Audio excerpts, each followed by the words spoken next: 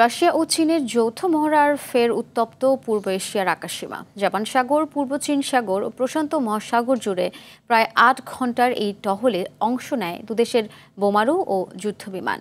এদিকে এই সামরিক মহড়ায় নিজেদের নিরাপত্তা নিয়ে উদ্বিগ্ন হয়ে উঠেছে জাপান। বিস্তারিত জানাচ্ছেন বিনয়ামিন।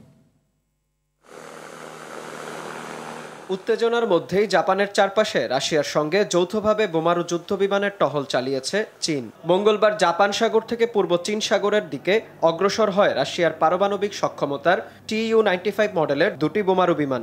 সেখানে এর সঙ্গে যোগ দেয় চীনের দুটি H-6 বোমারু বিমান। এরপর প্রশান্ত মহাসাগরে দূরপাল্লার টহল শুরু করে বিমানগুলো। মাঝপথে যুক্ত হয় চীনের আরও 4টি J-16 যুদ্ধবিমান। জাপানের ওকিনাওয়া ও মিয়াকো দ্বীপের মধ্যবর্তী আন্তর্জাতিক জলপথ মিয়াকো প্রণালী অতিক্রম করে দূরপাল্লার এই রাউন্ড ট্রিপ মিশন সম্পন্ন করে এগুলো। এদিকে নিজেদের আকাশসীমার চারদিকে দুই দেশের সামরিক টহল নিয়ে বেশ উদ্বিগ্ন জাপান।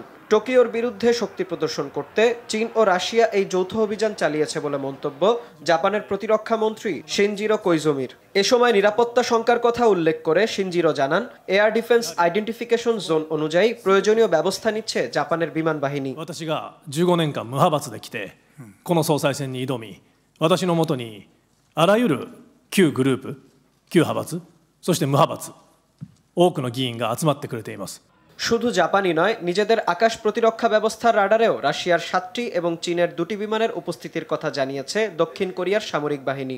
এর আগে তাইওয়ান ইস্যুতে জাপানি প্রধানমন্ত্রী সানায় তাকাইচি হুঁশিয়ারি দিয়েছিলেন, কোনো চীনা আগ্রাসন জাপানের নিরাপত্তাকে হুমকির মুখে ফেললে পাল্টা পদক্ষেপ নেবে টোকিও।